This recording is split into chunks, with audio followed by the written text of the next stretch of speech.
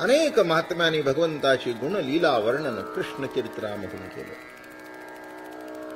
किंबहुना मागे मी आपल्याला सांगितलं होतं की वेदार्थ सकळ पुराण व्यासे केली निर्माण, परितो न पवेची आपण निज समाधान हिताचे. नमो माय भाषा. तुम्ही किती शिकला, किती मोठे झाला, किती पैसे कमवला, तुम्ही कोणत्या पदावर आहात, कोणती सत्ता तुमच्या हातात आहे, यापेक्षा जीवनामध्ये तुम्ही किती समाधानी आहात, हा महत्वाचा मुद्दा.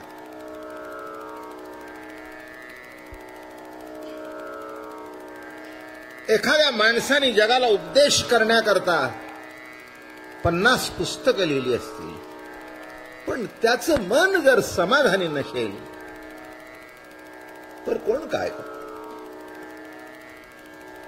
व्यासांच्या बाबतीत असंच घडलं. साधीसुधी पुस्तकं लिहिली नाहीत, तर महान जीवनाचं तत्वज्ञान सांगणारे ग्रंथ लिहिले. महाराज लिहितायत भागवतामध्ये, वेदार्थ सकळ पुराण व्यासे केली निर्माण, परितो न पवेची आपण निज समाधान हिताचे. एवढं करून सुद्धा त्याच्या जीवाला समाधान प्राप्त झालं नाही. मोठी अवघड गोष्ट झाली. आपण कार्य करत असतो, आपण कर्म करत असतो. एखादं कार्य करताना जीव तोडून ते करतो, पण ते करून जर समाधान भेटलं नाही, तर इंग्रजीमध्ये एक शेक्सपियरचं नाटक आहे, ऑल लव्हज लेबर लॉस्ट. म्हणजे एवढं करून सगळं फुकट गेलं. मराठीतली म्हण म्हणजे एवढं करून शेवटी मुसळ केरात गेलं. केलं पण समाधान नाही. तसं या ठिकाणी व्यासांना जे समाधान प्राप्त झालं, ते समाधान कशामुळे प्राप्त झालं, तर या भागवत कथेमुळे. त्याच्यातलाच हा दशमस्कंद हे भगवंताचं हृदय आहे, आणि जी रास चालू आहे पंचाध्यायी, ते भगवंताचे पंचप्राण आहे. कारण या रासेच्या माध्यमातून जीवशिवाचं ऐक्य आहे,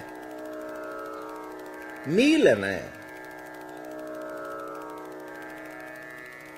मिलना करता जीवन आहे. बरं का, मिलन नसेल, प्रत्येक वस्तूमध्ये मिलन आहे. एक बाई भाजी करते, भिन्न प्रकारचे रस त्याच्यामध्ये टाकते, पण त्या रसांचं जेव्हा मिलन होतं तेव्हा ती एक रुची आगळी निर्माण होते. ज्या भाजीमध्ये आपण किती विरोधी तत्व टाकतो नाही का, गोड टाकतो, आंबट टाकतो, तिखट टाकतो, तुरट टाकतो. काही गंमत आहे? भाजी तिखट व्हावी म्हणून तिखट टाकायचं आणि पुन्हा गुळ टाकायचं. अरे काय काही पद्धत आहे का काय? आणि पुन्हा आंबट होऊ नये म्हणता, पण पुन्हा चिंच टाकता, पुन्हा खारट मीठ टाकता. बरं का? हो, पुन्हा फोडणीला ती तुरट लागणारी मेथी टाकता. तिची चव काही निराळीच असते.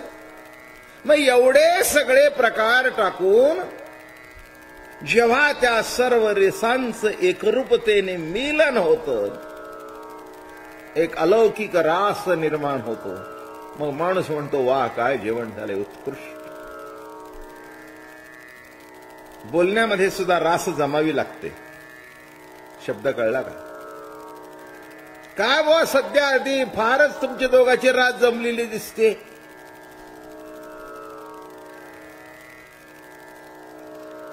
काय असं माणसं म्हणतात ना, दोन माणसं एकत्र आल्यानंतर, रोज भेटू लागल्यानंतर, गप्पा बिप्पा चालू लागल्यानंतर, काय अगदी मांडीवर थापा टाकून गप्पा मारताय, खूप रास जमलेली दिसते.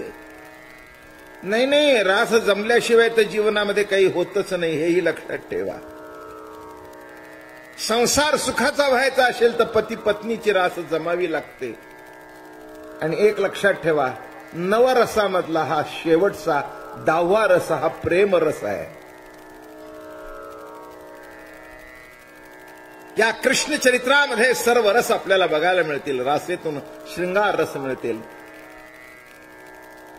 अद्भुत रस मिळतील, वीर रस पाहायला मिळेल, शृंगार रस पाहायला मिळेल. सर्व रसांचं एकीकरण नामे हा भगवंताची रासलीला.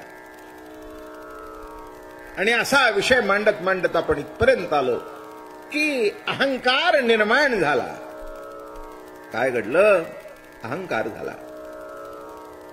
एक सांगू का, चांगल्या गोष्टीचा सुद्धा अहंकार होऊ नये. चांगली गोष्टी स्वीकारताना सुद्धा लीनतेने स्वीकारावी, तरच ती पचते. चांगली गोष्टी सुद्धा, माझं बोलणं कळलं का? वाईट तर ज्या सोडून, पण चांगली गोष्ट स्वीकारताना सुद्धा अत्यंत लीनतेने. बोली लिले कुरे वेडी वाकुडी उत्तरे, करा क्षमापराध महाराज तुम्ही सिद्ध. किती लीनता आहे महाराजांच्या मध्ये बरं का. ज्ञानेश्वर महाराजांनी उत्कृष्ट निरूपण चालल्यानंतर श्रोते समोर बसले होते. त्यामध्ये निवृत्तीनाथांच्या सारखे सद्गुरू पण होते. आणि बरं वाटायचं ऐकल्यानंतर. माऊली, वा वा वा, काय गोड बोलता,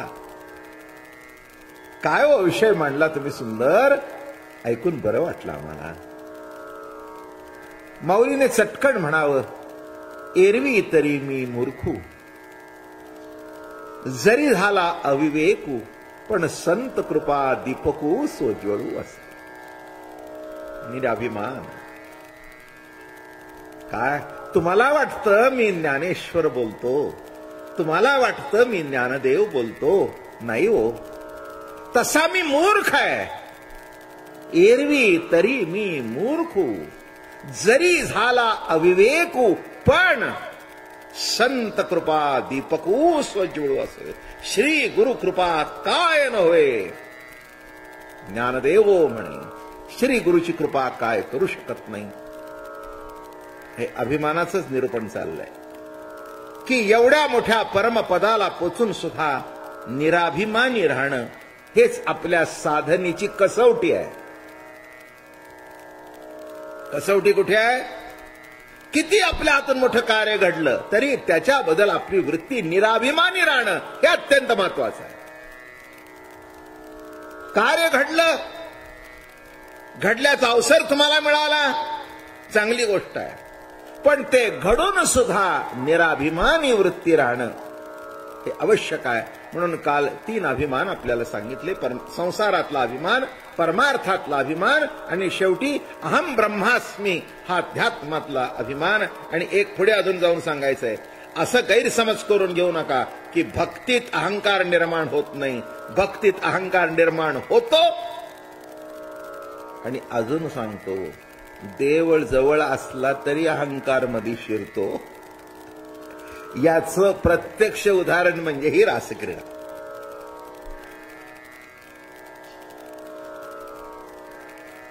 जरा दुसऱ्या अंगाने सांगतो, देव सुद्धा मोठा मजेशीर आहे.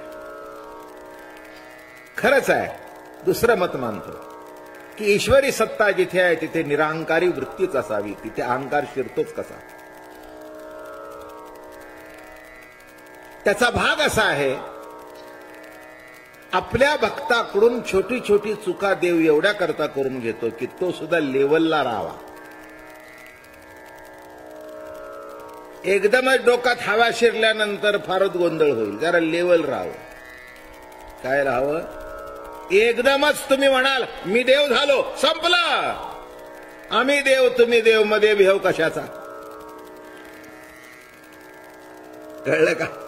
आम्ही देव तुम्ही देव. उद्यापासून प्रवचन कशाला? काही कारण आहे का? प्रवचनाचं कारणच संपलं. तुम्ही देव आहे, आम्ही देव आहे. कशाची कुणाला भीती नाही. तसं नाही आहे. निरहंकारी वृत्ती राहणं आणि गोपींच्या मनामध्ये अहंकार निर्माण झाला की आमच्यासारखं कोणी भाग्यवान नाही. ऐकावे चरित्र परीक्षिती राजा, बरोबरी जाया एकासे. तोडोनिया पुष्पे गुंफोनिया हार, घालती श्रीधर तिजवरी. ने क्षणभरी योगियांचे ध्यानी, घालित सेवेनी आवडेनी. मग देवाने काय केलं, या सगळ्यांना सोडून दिलं आणि एकीला बरोबर घेतलं. तिचं नाव होतं राधा. रमण स्वरूपाची जिला धारणा होती ती राधा. मागे सांगितलं होतं पण पुन्हा रिपीट करतो, काही बिघडत नाही. पुढे वाहत जाते ती धारा, उलटी वाहते ती राधा. काय सांगितलं होतं मागे? पुढे वाहत जाते ती धारा. जे संसाराकडे वाहत जातात त्या धारा. ज्या वेळेला ती धारा उलटी फिरते तेव्हा ती राधा होते. म्हणून आपल्याला राधा होण्याचा खटपटाही, धारा होण्याची गरजच नाही, आहातच. काय म्हटलं मी? धारा तर आहातच की. सगळ्याची पावलं संसाराकडे चालत गेलेलीच आहेत, पुढे सरकतायत. कोण मागे सरकलाय? कोणी मागे वळून बघतोय का? मागे सरकलाय का? नाही. पण हे वैशिष्ट्य आहे बर का. त्या बोलाच्या ओघामध्ये आठवलंय का? चांगलं आहे, सुंदर आहे. जेव्हा भगवंतानी त्या गोपिकांना डासलं, राहिलेले विषय आठवतात नंतर मग सांगतो मी तुम्हाला. तसं काही नाही, जेवढं आठवेल तेवढं सांगेन. आता नाही आठवेल ते माझ्या हातात नाही. जेव्हा त्या भगवंतांनी बासरी वाजवली, ते काल चरित्र सांगितलं मी तुम्हाला, त्यांनी नाव ठेवलं. मग त्यांनी त्या बायकांनी चरित्र सांगितलं की अरे बाबा, जो देहाचा पती होता तो सुटला, मूळच्या पतीने हाक मारल्यानंतर मूर्ती टाकून त्याचेच हाकेला धावणं हे बरोबर आहे. त्याच्यावर चर्चा ही आपल्या पुढे मांडली. मग दुसऱ्या गोपीने अजून एक उदाहरण सांगितलं. म्हणे प्रभू, तुझ्या बासरीचं इतकं कौतुक आहे, अलौकिक आहे की यमुनेच्या पाण्यामध्ये जर फुल टाकलं तर ते पुढे वाहत जातं. पण तुझी बासरी इतकी नटखट आहे की जिथून आवाज निघतो तिथे घेऊन जाते. बोलणं कळलं का? काय? जिथून आवाज आला, यमुनेत फुल टाकलं पुढे वाहत गेलं. पण तुझा जिथून आवाज आला, आपलं तसंच आहे ना, जिथून आवाज येतो तिथे आपण जातो. तसं तुझ्या मुरलीची ध्वनी अकस्मित पडली कानी, मग जिथून आवाज आला तिथे आणतो. तसं या ठिकाणी लक्षात घ्या. महाराज म्हणतायत, एक बरोबर कोणीतरी होती, तिला घेऊन गेले.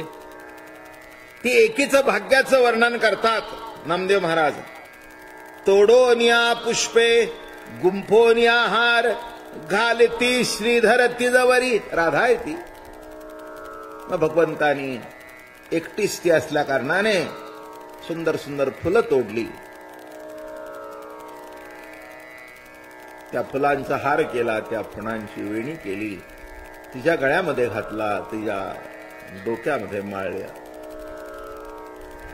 मोठं कौतुक आहे नाही का? मोठा आनंद आहे. सिद्धांत असा आहे की जीवाला प्रभू सजवत असतो, पण जीवाला प्रभू सजवतो हे कळत नाही. म्हणून तो म्हणतो मी चांगला दिसतो, मी सुंदर दिसतो. फुलांचे अलंकार घातले तसे हे शब्द स्पर्श रूप रस गंध पंच ज्ञानेंद्रिय पंच कर्मेंद्रिय विषय मन बुद्धी हे प्रभूने घातलेले अलंकार आहेत.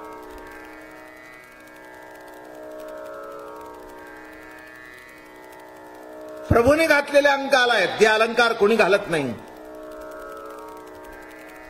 लक्षात ठेवा, अजून आपल्या लक्षातच आलं नाही. देवालय बांधिले सुंदर,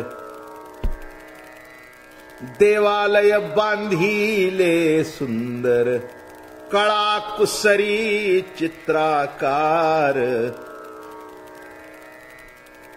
मुख्य पहावा तो कळस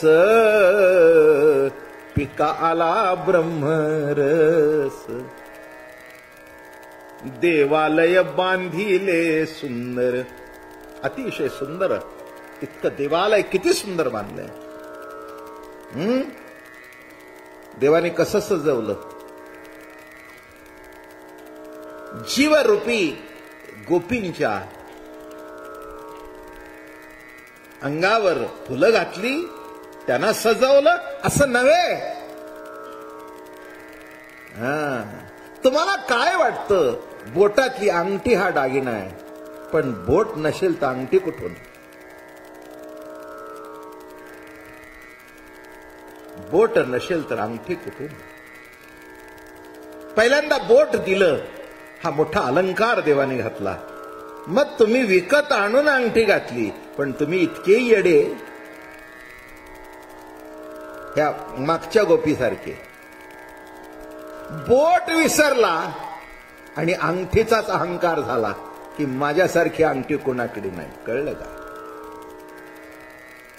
बोट विसरला एखादी चांगली कुडी बाईने घातली की नाही काय किंवा ते झुमके काही काय बायका त्या अशा झुमके घालतात मग ते असं हलत असत इतक्या येड्या असतात त्या वजनाने कान फाटतो तरी झुमका घालतो एका बाईला मी बघितलं ते इतकं खाली आलं होतं ती म्हणली आता मी शिवून घेणार आहे अगं एवढं वजनदार घालायचं का काय त्या झुमक्याचं कौतुक वाटतं पण कानाचं कौतुक वाटत नाही कान हा प्रभूने दिलेला केवढा मोठा दागिना आहे केवढा नमो